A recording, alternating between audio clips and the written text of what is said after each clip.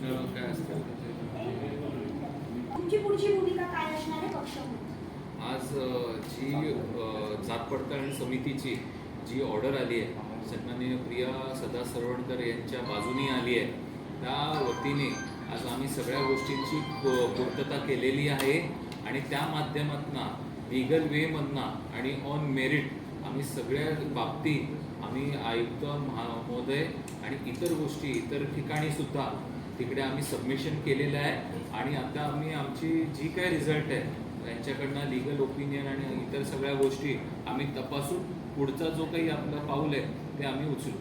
बोल. सर, तुम्ही पण आयुक्तांना भेटणार आहात का या संदर्भात? कारण आज त्यांनी आयुक्तांची भेट घेतलेली आहे, तर तुम्ही पण घेणार आहात का? तुम्ही काही आयुक्तांकडून समजून घेणार आहात का? नगरसेवक पद रद्द करण्यासंदर्भात तुम्ही काही मागणी करणार आहात? नाही, आज ऑलरेडी त्यांचं जी जात पडताळणी समितीची जी काही त्यांच्या विरोधात निर्णय लागला आहे तेच सर्व मेन आहे. आज त्याची प्रत आमच्याकडे आली आणि त्या माध्यमातून ती समिती आयुक्तांना पण ती प्रतची कॉपी ही पाठवली जाईल आणि त्याच्यानंतर आम्ही जर काय गरज वाटलीच तर आम्ही भेटू. कारण न तर सत्ताधारी दबाव टाकतायत, हे करतायत, त्यासाठी या गोष्टी टाळणं महत्त्वाचं आहे. कारण आम्ही जे काही करतोय ते ऑन मेरिट करतोय. जर परत काही भेटलं आणि परत काही जर झालं तर सत्ताधाऱ्यांनी दबाव टाकून या गोष्टींचा निर्णय घेतला.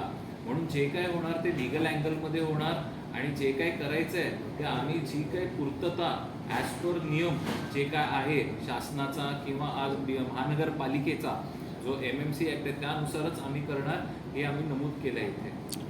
यामध्ये एक नवीन नियम आलेला आहे असं त्यांनी सांगितलेलं आहे की जो रद्दबातल करण्याचं नगरसेवकांचं जे आहे त्याला 3 महिने आणि नंतरचे 6 महिन्याचा एकंदरीत तो निर्णय असल्याचं त्यांनी सांगितलेलं आहे. त्यामुळे इतक्यात तुमचा म्हणजे तुमच्या पक्षाचे ज्या उमेदवार आहेत त्यांचं हे करू नये असं त्यांनी सांगितलेलं आहे आणि जर असं करत असला तर कुठेतरी सत्तेचा दुरुपयोग होईल असं सुद्धा वाटतं. हे बघा, मी तुम्हाला बोललो की जे काय करणार आम्ही मेरिटवरती करणार, लिगली करणार. आज जे काही शासन निर्णय आला आहे जे काय आहे ते सगळं तपासून आम्ही ओपिनियन घेऊन, कारण मुंबई महानगरपालिका ही MMC ॲक्टनुसार चालते आणि त्याचं स्वतंत्र एक निर्णय क्षमतेचं एक ॲक्ट आहे. जे बाकीचे जे शासन निर्णय आहेत त्यांना तो वेगळा बाकीच्या इतर महानगरपालिकेला लागू होतो. तर या सगळ्या गोष्टींची तपासून त्या गोष्टीचा निर्णय घेण्यात येईल. त्याच्यात कुठे जर तरच्या गोष्टी करणार नाही. आम्ही जे काय आहे ते पिन पॉईंट आम्ही लिगली करतो.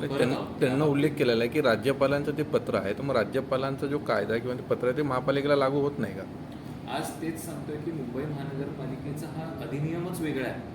आम्ही MMC ॲक्ट 1888च्या नुसार आम्ही चालतो.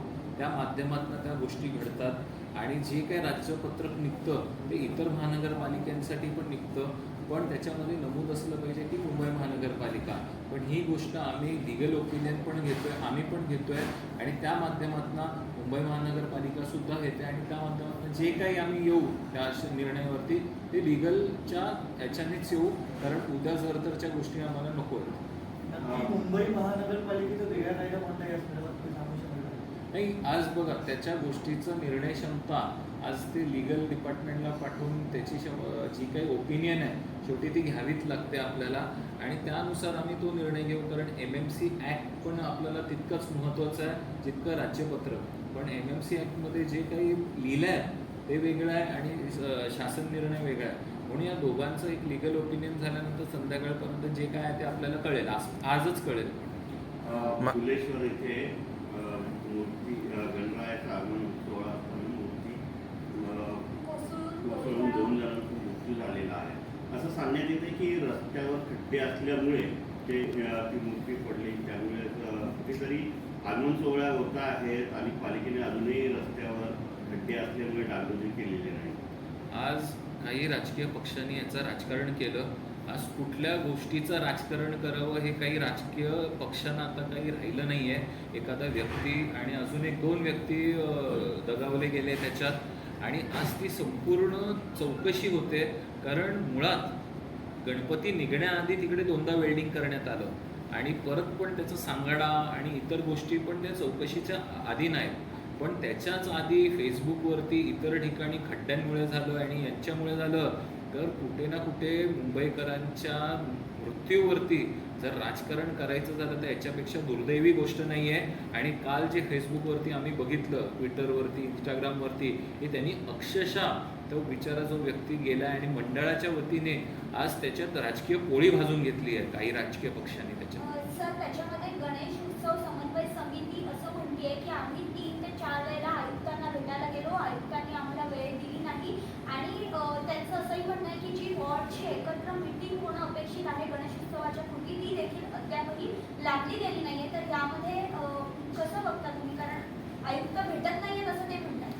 नाही, आज त्या बाबतीत सगळी समन्वय समिती आणि इतर गोष्टींचं मला माहीत नाही, पण इतर वेळी जे कोऑर्डिनेशन कमिटी आहे, स्थानिक मंडळ, वॉर्ड यांची बैठक झाली आहे. स्वतः मी पण त्या बैठकीचा भाग होतो आणि इतर पण जे झोनल ऑफिसर आहेत आपले याचे नोडल ऑफिसर गणपती उत्सवाचे DMC झोन 2 यांनी पण खड्ड्यांची जी भरणी आहे, कुठले रस्ते आहेत, काय आहेत, किती खड्डे आहेत याची पण मेजरमेंट्स करून आपण ते दिलेले होते. आणि जिथे घडलं आहे किंवा पूर्ण रस्त्यामध्ये एकही खड्डा नव्हता. आणि हे गोष्टी जे काय आहे असं पिन पॉईंट सांगणार नाही की कशामुळे झालं आहे, पण पोलीस त्या बाबतीत चौकशी करते. आणि आज कुठे ना कुठेतरी म्हणजे काल मी त्या मूर्तिकार जे कार्यशाळा ज्यांची आहे त्यांची पण पत्रकार परिषद बघितली, तर त्याच्यात नमूद केलं आहे की जो कोण गणपती बनवणारा मूर्तिकार होता तो नवखा होता आणि त्याला अनुभव नव्हता ही मूर्ती बनवण्याचा. पण एकंदरीत आम्ही कुठल्याही तर्कावरती गेलेलो नाही आहे. पोलीस याची चौकशी करत आहे आणि जोपर्यंत चौकशी पूर्ण होत नाही याचा कुठेही राजकीय अर्थ काढू नये. आणि ज्यांनी राजकीय पोळी याच्यावरती केली आणि त्या नृत्यांवरती किंवा मंडळावरती किंवा गणपतीवरती, आज त्यांना मला कळस वाटते त्या राजकीय पक्षांची.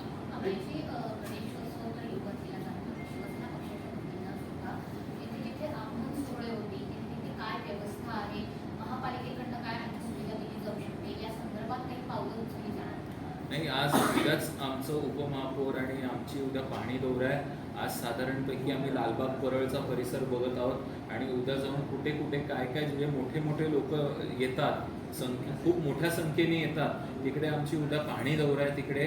आणि एकंदरीत मला वाटत नाही की कुठे खड्डे आहेत किंवा 1-2 असतील, तर ते प्रशासनाच्या लेवलला आयुक्त महोदयांनी क्लिअर इन्स्ट्रक्शन दिले आहेत की ते लवकरात लवकर बुजवण्यात यावं.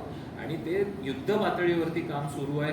पण जी कालची परवाची घटना घडली ती दुर्दैवी होतीच, पण त्याचं काहीतरी राजकीय अर्थ काढू नये. आणि कुठे ना कुठेतरी त्या गोष्टीचं, कारण गणपती एक मोठा उत्सव असतो भारतात आणि मुंबईकरांसाठी, त्याचं राजकीय पोळी करून जर तुम्ही करत असाल तर तुम्हाला शुभेच्छा आहे. माझगावमध्ये सुद्धा गणपती अजून सोहळा असताना काल रात्री काही अंडी फेकण्यात आल्याचं समजते आहे आणि त्यामुळे कुठेतरी तणाव सुद्धा निर्माण झाला होता.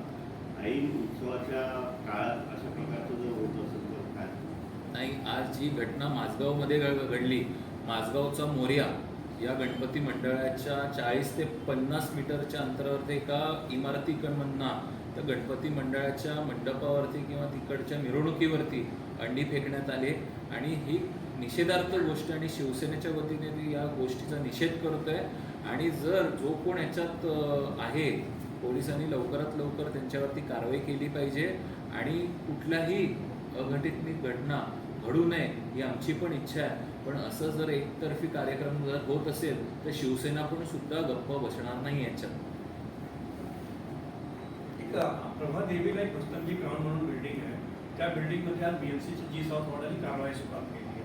त्याच्यातही सदा सावरकरांचं घर आहे, 2 घर, त्यांनाही नोटीस दिली आहे. त्याच्यामुळे नाही, आज त्याची काय मला कल्पना नाही आहे कुठल्या वॉर्डनी कुठल्या इमारतीनं दिली आहे, कारण ती वॉर्ड लेवलची असेल. पण त्या बाबतीत मी पूर्ण माहिती घेतलेली नाही.